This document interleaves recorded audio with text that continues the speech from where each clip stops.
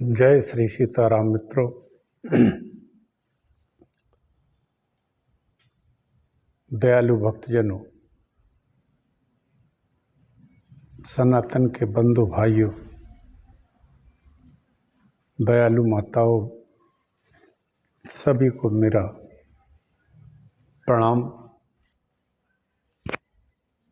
मैं डॉक्टर राजेंद्र मिश्रा प्रतिदिन टीकमगढ़ मध्य प्रदेश से कथा कहता हूँ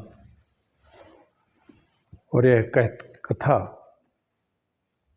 कहते हुए मुझे लगभग 2 वर्ष से ज़्यादा हो गए हैं। नित्य कहता हूँ। अभी जो कथा चल रही है इस शिव महापुराण की रुद्रखंड से है। आप सभी इस कथा को सुनिए। मैं पंचकर्म विशेषज्ञ हूँ, रिटायर्ड चिकित्सा अधिकारी हूँ।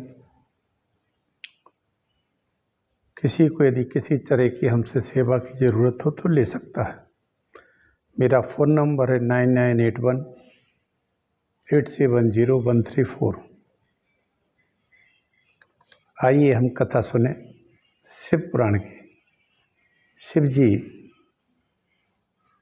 की कथा है, भोले भंडारी हैं। आइए हम शिव जी की इस कथा की गंगा में सभी लोग डुबकी लगाएं। मानसिक तौर पर नैमिषारण्य तीर्थ चलें। कथा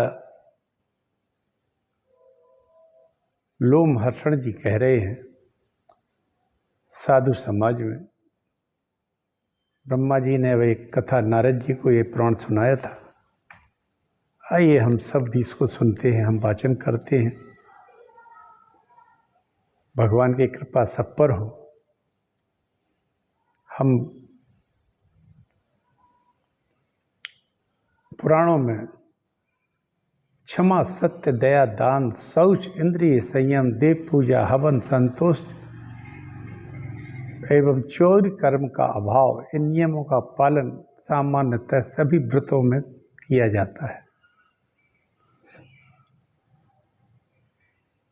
सभी व्रतों में, लेकिन व्रतों में ही नहीं, ये हमेशा पालन करना चाहिए। क्योंकि पापों से उपावृत, हम जब अपने पापों से निवृत्त या उपावृत हो जाते हैं, सब प्रकार के भोगों का त्याग करते हुए जब सद्गुणों के साथ हमारा वास होता है, उसको उपवास कहते हैं। उपवास किसको कहते हैं? हर घर में उपवास, कोई मंगलवार को उपवास करता है, कोई गुरुवार का उपवास करता है, कोई रविवार का करता है, कोई नवदुर्गा में 9 दिन तक का उपवास करता है।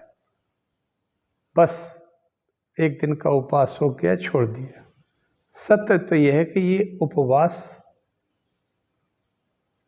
लौकिक है, एक आदत बनाने के लिए है। सही उपवास तो है भोगों का त्याग करते हुए पापों से उपवृत। पापों से जो उपवृत होता है,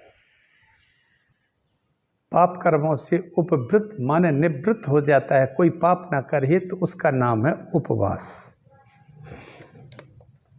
इन सद्गुणों के साथ जो वास करता है, सद्गुण कौन कौन से हैं? क्षमा, सत्य, दया, दान, शौच, इंद्रिय संयम, देव पूजा, हवन और संतोष, इनके साथ जो वास करता है मित्रों, वही उपवास कहलाता है। उपावृत, पापों का उपावृत हो जाए, उसका नाम उपवास है। आइए हम लोग इस उपवास के स्वरूप का आनंद लेते हुए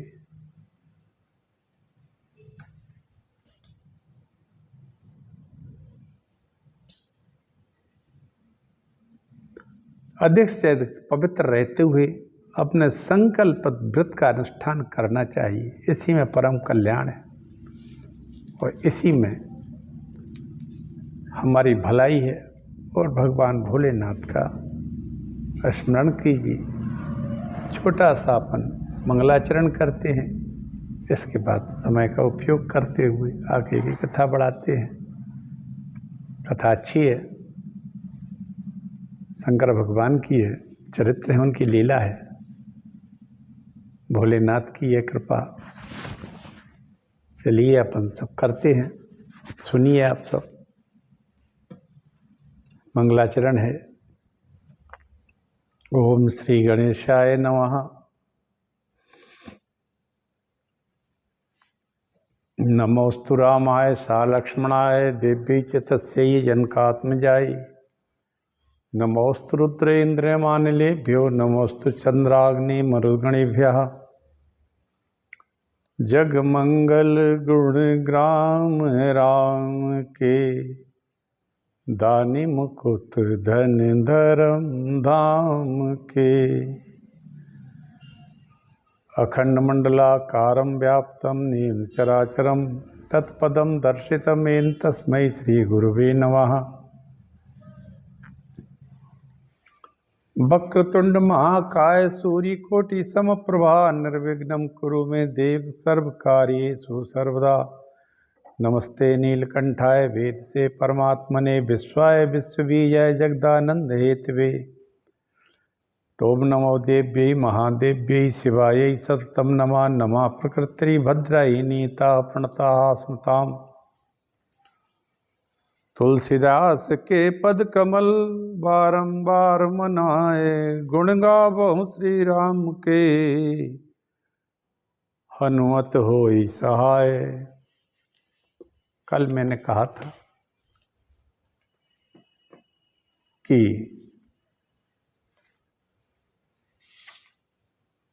जालंधर का वध कैसे हुआ। ये जालंधर जो था ये शिव जी की क्रोधांश से उत्पन्न हुआ था, क्रोधाग्नि से। क्रोधाग्नि को जल में विसर्जित कर दिया तो वो क्रोधाग्नि एक जल पुत्र के रूप में बन गई। समुद्र ने उसको गोद में लिया।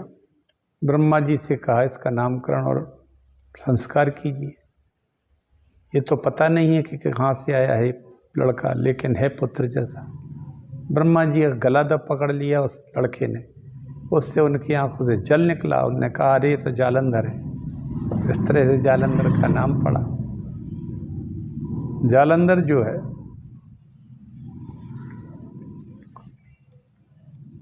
बड़ा ही भक्त था भगवान का। विष्णु भगवान लड़ने गए जालंधर से, मारा नहीं। लक्ष्मी बोली वो मेरा भाई है, समुद्र से उत्पन्न है, मैं भी समुद्र से उत्पन्न हूँ। उन्होंने कहा मारूंगा नहीं। अब उसने एक बात और की,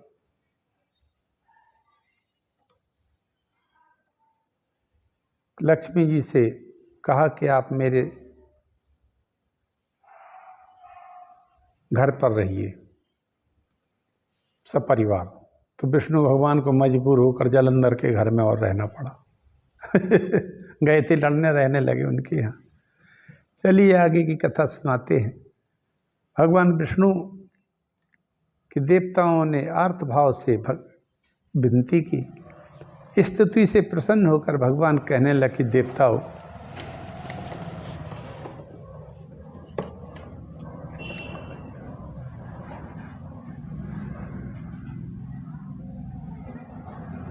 भयभीत मत हो, मैं जालंधर से युद्ध करूंगा। विष्णु को देवता के साथ जाते हुए लक्ष्मी जी कहने लगी प्रभु आप मेरे भाई को मारोगे क्या। विष्णु कहने लगे देवों ने विनती की है तो मैं युद्ध तो करूंगा, पराक्रम भी दिखाऊंगा, लेकिन मारूंगा नहीं। ऐसा कहकर उन्होंने शंख चक्र गदा पद्म लेकर गरुड़ पर चढ़कर देवताओं के साथ चले। अब जालंधर के पास जो सेना थी वो सब तल बेतल तलातल सुतल सब जगह से आ गई।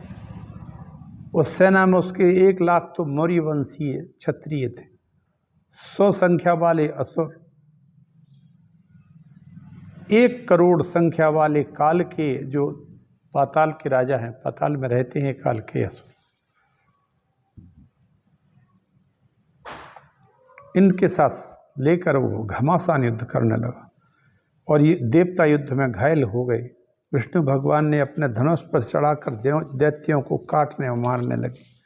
जालंधर भी भगवान के सामने आकर घोर युद्ध करने लगा। एक दूसरे के अस्त्र और शस्त्रों से को काटने लगे। एक बार तो विष्णु का धनुष ही काट दिया उसने। तब क्रोध में भगवान ने जालंधर पर अमोघ गदा, जो उनकी गदा है उसका नाम है अमोघ,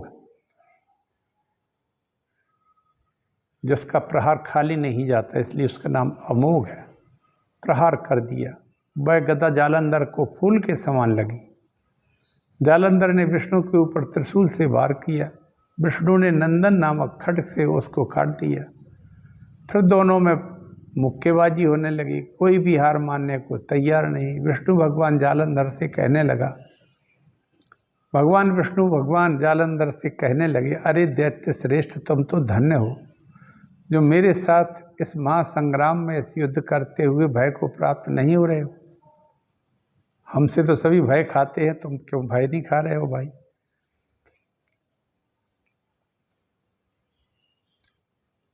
मैंने अस्त्र शस्त्रों से अनेक दैत्यों को मार डाला है। मैंने त्रिलोकी को तुम जैसा तो कोई वीर ही नहीं देखा है। मैं तुमसे बहुत प्रसन्न हूँ, वरदान मांग लो। जालंधर कहने लगा, प्रभु यदि आप प्रसन्न हो तो मुझे, यदि भावुक तुष्टो अपि वरमेतम ददस्व में मद्भगिन्या मया सार्धम मद्गृहे सगणो वसा। जालंधर बोला, हे भावुक, हे भगवान श्री हरि, यदि आप प्रसन्न हो तो मुझे वरदान दीजिए कि आप मेरी बहन महालक्ष्मी जो आपकी पत्नी है और अपने गणों के साथ मेरे घर में निवास कीजिए। कैसे शर्त रखी जालंधर ने। यहाँ युद्ध कर रहे थे भगवान ने वर मांगने को कहा तो बोले, आप मेरी बहन लक्ष्मी के साथ मेरे घर में वास करिए, युद्ध मत करिए। अब जालंधर ने देवता ऋषि जिनके पास रत्न से सभी छीन कर रख लिए। क्यों कि लक्ष्मी जी के साथ भगवान विष्णु चले गए जालंधर के घर, युद्ध से उपरत हो गए, छोड़ दिया युद्ध। तब उसने जाकर सब अपने रत्न छीन लिए, तीनों भुवनों पर शासन किया, प्रजा का पालन करने लगा। उसके शासन में कोई दुखी नहीं था जालंधर के शासन। तब सभी देवता शिव जी की स्तुति करने लगे। शिव जी ने नारद का आवाहन किया, देवताओं के पास भेजा। देवताओं ने जालंधर का अत्याचार नारद जी को सुना दिया। देवता कहने लगे, नारद जी, जालंधर ने सूर्य चंद्र अग्नि लोकपाल सभी को उनके स्थानों से निकाल दिया है। जालंधर ने भगवान विष्णु को जो कार्य के साधक थे उनको भी वशीभूत करके वरदान मांगकर लक्ष्मी सहित अपने घर में बुला लिया। नारद जी कहने लगे, देवताओं, मैं तुम्हारे पराजय के दुख को अच्छी तरह समझता हूँ, धीरज रखो, कोई ना कोई उपाय तो निकलेगा। एक बार नारद जी जालंधर के पास आए। जालंधर ने विधिवत पूजा करके पूछा, नारद जी, आप कहाँ से आए, किस निमित्त आए हो, आप मुझे आज्ञा तो करो। नारद जी ने कहने लगे, नारद जी, दैत्यराज, आज मैं कैलाश पर गया। वहाँ मैंने सैकड़ों कामधेनु, 10,000 योजन के कल्प वृक्ष, वन चिंतामणि से प्रकाशमान परम दिव्य भाव में देखा है। मैंने सोचा देखूं ऐसा वैभव संसार में कहीं अन्यत्र भी है या नहीं। उसे देखने में तुम्हारे यहाँ चला आया।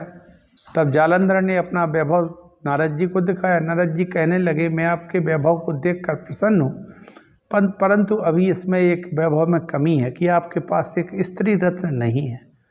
जालंधर कहने लगा, इस नारद जी, आप इस ब्रह्मांड में जहाँ भी सुंदर स्त्री दान हो उसे बताइए, मैं ले आऊँगा। नारद जी कहने लगे, कैलाश पर दिगंबर नग्न रहने वाले शिव जी विराजमान है, उनके पास सभी तो लक्षण से युक्त सुमनोहर स्त्री रत्न है। ऐसा मनमोहक योगियों को भी मोहित करने वाला सुंदर स्वरूप मैंने त्रिलोकी में नहीं देखा।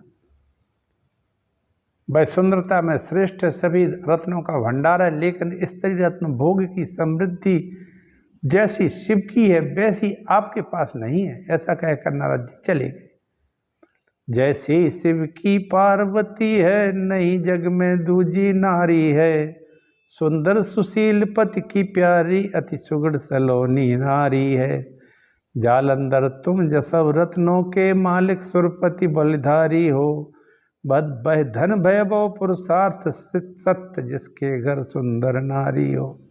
नारद जी की बातें सुनकर जालंधर भगवती का रूप स्मरण कर पीड़ित होने लगा और सेहिंग के को बुलाकर के आदेश देकर कैलाश पर भेजा। राहु कैलाश पर, इससे सिंह के किसको कहते हैं, ये राहु को कहते हैं, क्योंकि इसकी माता का नाम सिंहिका था। सिंगिकेय भी कहलाता है। उन्होंने पूछा, भेजा कि जाओ तुम से कहो कि तुम जंगल में रहते हो, भूत प्रेत तुम्हारी सेवा करते हैं, सुंदर स्त्री रत्न से तुम्हारा क्या संबंध? त्रिलोकी में जितने रत्न वे सब मेरे पास है। मेरे पास ब्रह्मा का हंसयुक्त विमान है, इंद्र का ऐरावत परिजात वृक्ष आदि समय सब मेरे पास है। जटाधारी, यह सुंदर स्त्री रत्न जो है मुझे अर्पण कर दो। तुम अस्थियों की माला धारण करते हो, दिगंबर नग्न रहते हो और हिमालय की कन्या को अपने पास रखते हो, ये शोभा नहीं देता। तुम्हारे जैसे भिक्षावृत्ति वाले की योग वो नहीं है। राहु ऐसे कह ही रहा था कि सनत कुमार बोले, हे व्यास जी, भगवान शिव के भ्रू मध्य से भयंकर शब्द करता हुआ एक तेजस्वी पुरुष निकला, जिसका सिंह के समान मुख, चलायमान जिह्वा, प्रज्वलित नेत्र, ऊर्ध्व केश, महाबाहु, ताल के समान जंगा वाला भयंकर शब्द करता हुआ राहु की तरफ दौड़ा। राहु बोला, मैं ब्राह्मण हूँ, यह मुझे खा जाएगा। हे शिव जी, मेरी रक्षा करो। शिव जी ने आर्तनाद सुनकर उस पुरुष से कहा, इसे छोड़ दो। गण ने कहा, मैं अब भूखा हूँ, मेरा भक्ष्य आपने छुड़वा दिया। शिव जी बोले, यदि भूख है तो अपने हाथ पैरों को खा ले। उस गण ने ऐसा ही किया, हाथ पैर विहीन सिर सहित धड़ ही शेष रह गया। शिव जी कहने लगे, मेरी आज्ञा पालन करने वाले गण, तुम धन्य हो। आज तू मेरा कीर्ति मुख नाम वाला द्वारपाल होगा। एक कीर्ति मुख था जो उस समय शिव जी के मस्तक से प्रकट हुआ। महावीर महागण, दुष्टों को भय देने वाला होगा। जो मेरी पूजा करेगा वो तेरी पूजा करेगा, जो मेरी पूजा करेगा तेरी नहीं करेगा, उसकी मेरी पूजा का फल नहीं मिलेगा। शिव पूजन के समय इस गण की भी पूजा होनी चाहिए। राहु जहाँ पर वीर वर गण से छूटा था, उस स्थान का नाम बरबर भूमि व्याप्त हो गया। राहु ने अपना नया जन्म जानकर शंकर जी के यहाँ का सब समाचार श्रवण किया कर दिया। समाचार सुनकर जालंधर क्रोध से भर जाता है।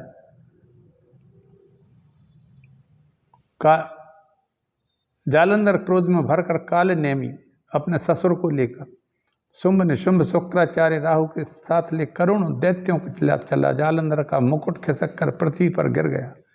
आकाश मेघों में से व्याप्त हो गया। भयभीत करने वाले अपशकुन होने लगे। इंद्रादि सभी देवता अलक्षित रूप से शिव के पास जाकर के विनती करने लगे कि प्रभु, आप जालंधर को मारकर हमको भयमुक्त करिए। विष्णु भी उसको मारने में समर्थ नहीं हुए, उल्टे लक्ष्मी के साथ उसके घर पर ही रहने लगे हैं। इस समय भी दुष्ट आपसे युद्ध करने आ रहे हैं, आप उसे मारकर रक्षा कीजिए। देवताओं के वचन सुनकर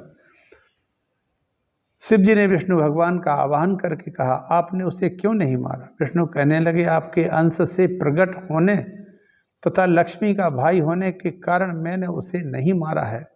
वैसे मैंने देवों के साथ उसके साथ युद्ध तो किया, हे प्रभु, वो महान बलशाली है। शंकर जी कहने लगे, विष्णु देवताओं में उसको युद्ध में अवश्य मारूंगा। आप सभी अपने अपने स्थान को पधारें। उसी समय जालंधर करोड़ों दैत्यों को लेकर वहां से मारो काटो कहता हुआ आ गया। शंकर जी नंदी कार्तिकेय वीरभद्र असंख्य गणों के साथ युद्ध करने लगे। कई दैत्य घायल हो गए, अनेकों मृत्यु को प्राप्त हुई, परंतु शुक्राचार्य उनको संजीवनी विद्या देकर जीवित कर देते। शंकर जी ने यह देखकर महान क्रोधपूर्ण मुख वाली एक कृत्या उत्पन्न की, जो क्रोध से आकाश भूमंडल को व्याप्त हो गई। जालंधर ने उसके साथ भृगु और शुक्राचार्य थे, वह शुक्राचार्य की योनि में छुपाकर आकाश में अंतर्ध्यान हो गई। अब तो उस कृत्या जब उसको लेके शुक्राचार्य को चली गई, तब तो दैत्य सेना छिन्न भिन्न होने लगी। शुंभ और निशुंभ कालनेमी ने बाणों की वर्षा करके शिवगणों की सेना को भयभीत कर दिया। अनेक गणवीरों को घायल कर मरणासन्न कर दिया। इसके बाद नंदी कालनेमी से गणेश जी शुभ से कालनेमी अपने प्रतिद्वंदी नंदी से घमासान युद्ध करने लगा।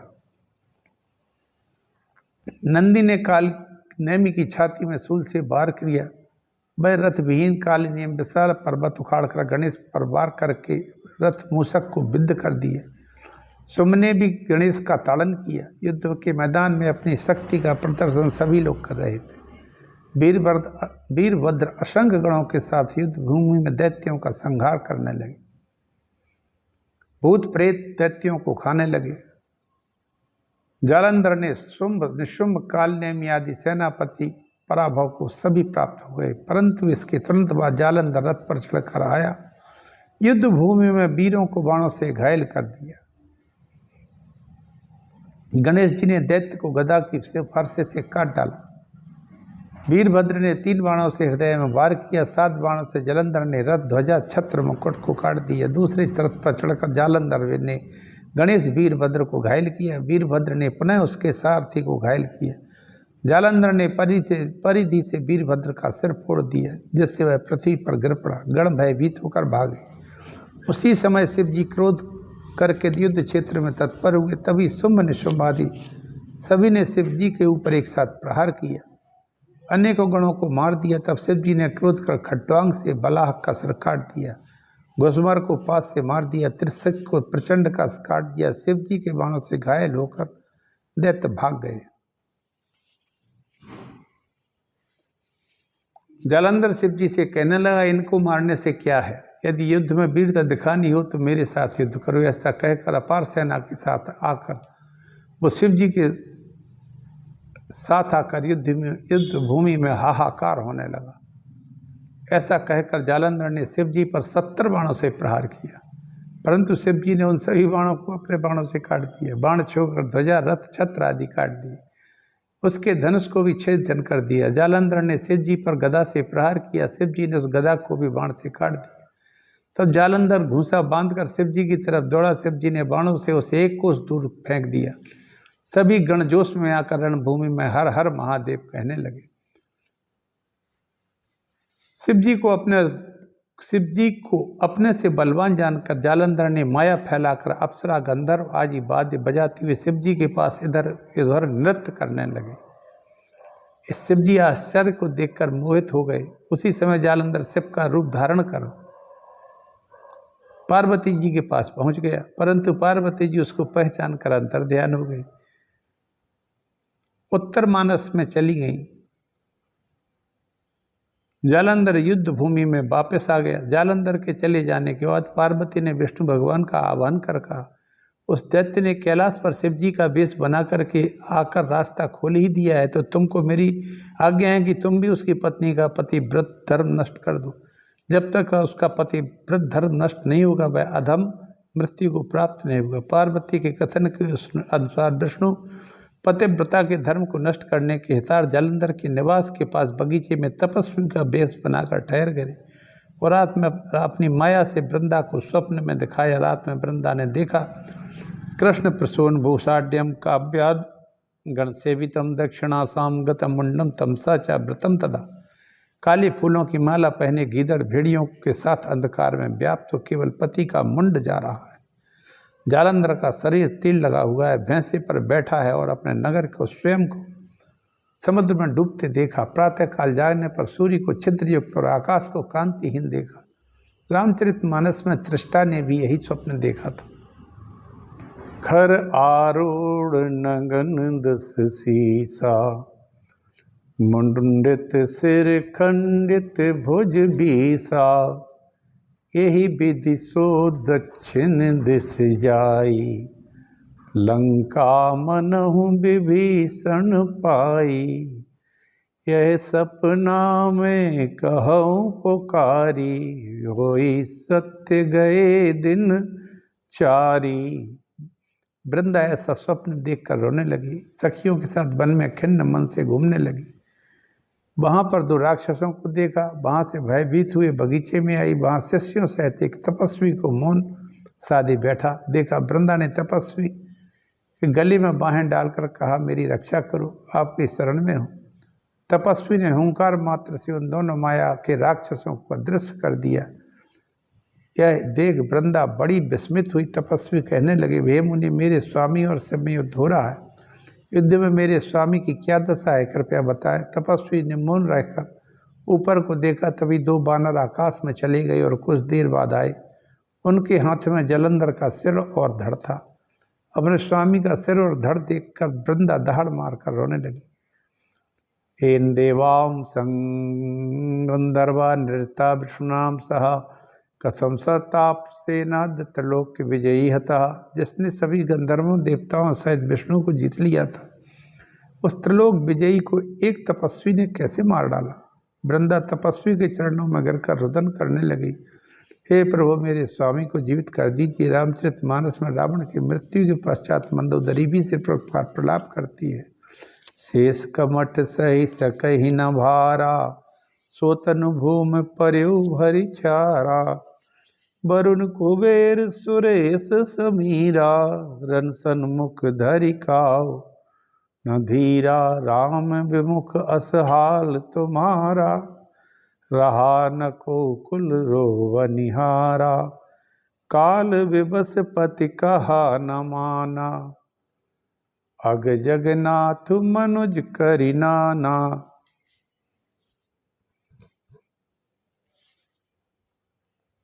वृंदा के रुदंश को देखकर विष्णु रूपी मुनि ने उस सिर को कबंध पर रखकर जालंधर को जीवित कर दिया। पति को जीवित देखकर अति प्रसन्न हो गई। अपने माया के पति के साथ में बहुत देर तक उसने रमण किया। एक दिन सूरत में विष्णु को देखा। एक दिन सूरत में विष्णु को देखा तो क्रोध कर साप देने लगी। अरे परित्रियगामी, विष से भी तीक्ष्ण मेरे साप को तू ग्रहण कर।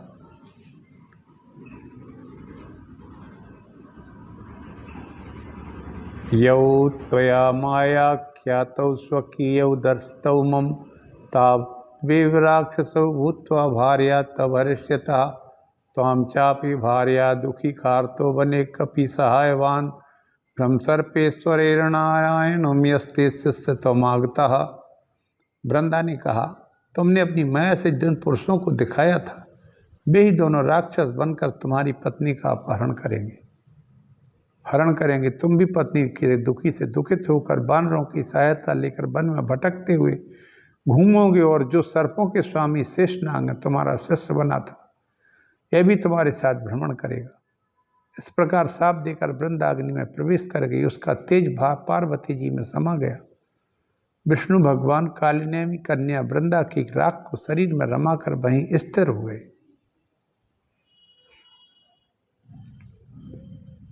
उसके राख जो वृंदा की भस्म थी, जल के उसने अपने आप को भस्म कर लिया था, उसको भगवान विष्णु ने अपने शरीर पर लगा लिया। आकाश में देवता वृंदा की जय जयकार करने लगे। उधर गंधर्व विद्या में लीन होने पर माया को अंतर्ध्यान होते देख शिव जी क्रोध करके आगे बढ़े। तभी जालंधर ने उनके ऊपर बाणों से वर्षा कर दी। शिव जी ने अपने बाणों से सभी बाण काट दी। जालंधर ने पुनः माया को गौरी बनाई और उसे शुंभ निशुंभ वध कर रहे हैं। इस दृश्य को देखकर शिव जी प्राकृतिक पुरुष की तरह उद्विग्न मन हो गए। इसी समय जालंधर ने 3 बाणों से शिव जी के सिर, उदर और हृदय में प्रहार किया। शिव जी प्रबुद्ध होकर भयंकर रौद्र रूप से दैत्यों पर टूट पड़े। उनके इस भयंकर रूप को देखकर शुंभ निशुंभ युद्ध के मैदान से भाग गए। शिव जी कहने लगे, दुष्टों, युद्ध में पलायन कर रहे हो, तुमको तो मैं नहीं मारूंगा। पार्वती तुमको मार रहे थे, गौरी ही तुम्हारा वध करेगी। उस समय जालंधर ने शिव जी के ऊपर बाणों की वर्षा कर दी। युद्ध क्षेत्र में बाणों से आच्छादित कर दिया। वृषभ भी परिधि से आघात हो गया। वृषभ आघात को सहन न करके पीछे हटा। शिव ने रौद्र रूप दिखाकर रथ के पहियों के चरण को अंगूठे से दबाकर सागर में डुबोया और हाथ में शस्त्र लेकर जालंधर को मारने को तैयार हो गए। जालंधर प्रलाप करने लगा, हे शिव, मैं सागर नंदन हूँ। मैंने विष्णु को गरुड़ सहित बांध लिया था। उर्वशी आदि सभी मेरे यहाँ विद्यमान, फिर तुम त्रिलोक विजयी को नहीं मार सकते हो। उसी समय शिव जी ने अमोघ चक्र से जालंधर का सिर धड़ से अलग कर दिया। सारी युद्ध भूमि रक्त रंजित हो गई। शिव की आज्ञा से वे रक्त कुंड बन गया।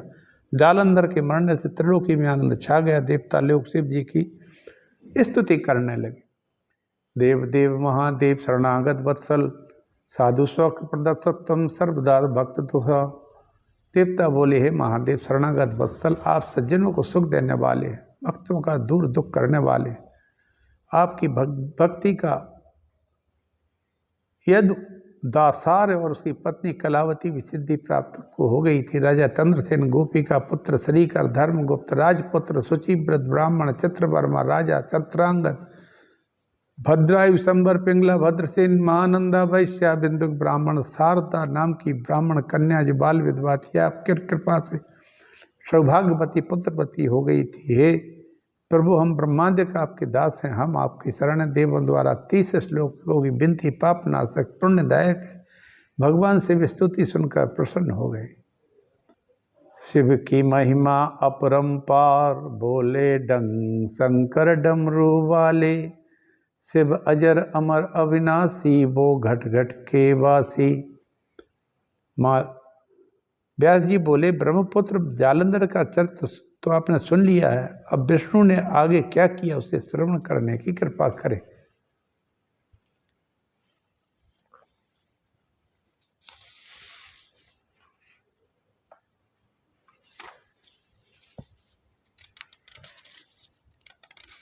व्यास जी बोले, हे ब्रह्मपुत्र, जालंधर का चरित्र तो सुन लिया, अब विष्णु की कथा सुने। सनकाजी कहते हैं, जालंधर वध के उपरांत शिव जी ने ब्रह्मादेव देवता कहने लगे, हे महादेव, विष्णु जी ने वृंदा को मोहित किया, वृंदा अग्नि में भस्म हो गई, विष्णु उसकी चिता भस्म में ही बैठे हैं। हम सभी ने बहुत समझाया, परंतु आपकी माया से मोहित हुए बेकाम के अधीन हो गए हैं। आपकी क्यों न समझाकर उठने को कहो, जिससे जगत का कार्य सुचारू रूप से चले। शंकर जी कहने लगे, आपसे सभी शिवा को की आराधना करें, उनके प्रसन्न होने पर आपके कार्य सिद्ध होंगे। उन्हीं की माया से यह सारा जगत व्याप्त है। ब्रह्मादि देवों ने शिवा की अनेक प्रकार से विनती की और कहा, महादेवी, आप विष्णु के मोह को दूर कर दीजिए, जिससे देवताओं का हित हो सके। देवताओं की विनती सुनकर आकाश में एक तेज पुंज दिखाई दिया। आकाश में उन्हीं देवताओं में सत्व गुण से लक्ष्मी, रजोगुण से गौरी, तमोगुण से सुरात्युति में स्थित हूँ, अतः आप उन्हीं तीनों की स्तुति करो, आपका कार्य सिद्ध हो जाएगा। तीनों देवियों ने स्तुति से प्रसन्न होकर देवताओं को कुछ बीज मंत्र दिए।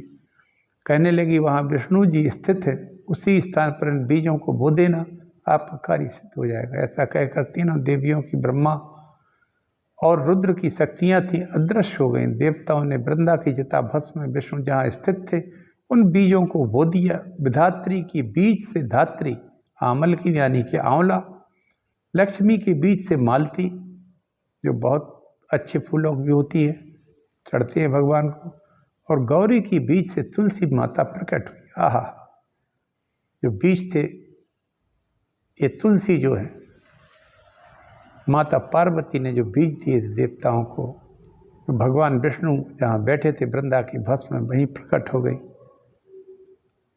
और विधात्री ब्रह्मा जी की जो पत्नी माता सावित्री हैं, गायत्री हैं, उससे आंवले की उत्पत्ति हुई। लक्ष्मी की बीज जो ने दिया था, उससे मालती फूल प्रकट हो गए। ये सत, रज और तंबाली थी। लक्ष्मी के बीज से उत्पन्न स्त्री इन दोनों से द्वेष करने लगी, इसी कारण यह बर्बरी नाम से विख्यात हुई। भगवान को उन दोनों ने प्रेम से देखा, लेकिन तीसरे ने जलन की। धात्री और तुलसी दोनों विष्णु भगवान को प्रीति देने वाली हुई। उन दोनों के साथ विष्णु देवताओं से बंधित होकर वैकुंठ को चले गई। कार्तिक के महीने में धात्री यानी कि आंवले और तुलसी विष्णु को विशेष प्रिय होते हैं। गणेश जी को छोड़कर तुलसी सभी देवों को प्रीति कामना देने वाली है। यह कथानक मनुष्यों को पापों का नाश करने वाला है और भक्ति भाव को बढ़ाने वाला है। इसे पढ़कर सुनकर मनुष्य परम गति को प्राप्त हो जाता है। इस तरह से आज आपने जालंधर का व्याख्यान सुना।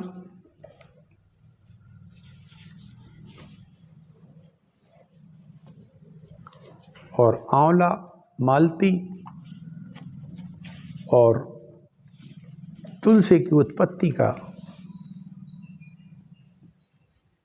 कारण भी आपको पता हो गया है सभी लोगों को। कल हम आगे की कथा कहेंगे। आज कथा को यहीं विश्राम करते हैं, देते हैं।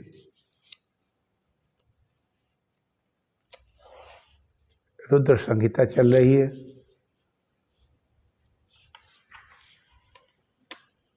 जालंधर का आख्यान चल रहा है, जो आज पूर्ण हुआ। अब कल शंखचूड़ का आख्यान होगा। मित्रों, आप सभी के ऊपर भगवान शंकर की कृपा बनी रहे, संपूर्ण देश पर बनी रहे। हमारे संपूर्ण वनस्पतियों पर बनी रहे, पशु पक्षियों पर भी बने रहे। भगवान पशुपतिनाथ तो हैं ही, भोले भंडारी हैं, सबको सब कुछ दे देते हैं। ऐसे भगवान श्री हरि के और भगवान भोलेनाथ के चरणों में मेरा प्रणाम, और आप सभी के चरणों में भी मेरा प्रणाम। सनातन धर्म की जय हो। सभी देशवासियों को भगवान सद्बुद्धि दे और रक्षा करे। सभी धन धान से संपन्न हो और सभी आनंद करें।